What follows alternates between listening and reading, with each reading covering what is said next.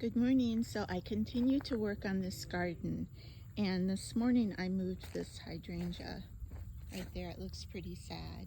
It was over there by that little bench. See the bench? And I think it might have been getting too much sun. I'm not really sure. So anyway, I'm putting it here in this hydrangea garden. That's what I see this as. And then that daylily right there, right here, I'm going to take out and put over here. I already dug one up. As you can see, it's right back there. And now I'm going to put the other one over here in the same area as that. So that will kind of all look alike.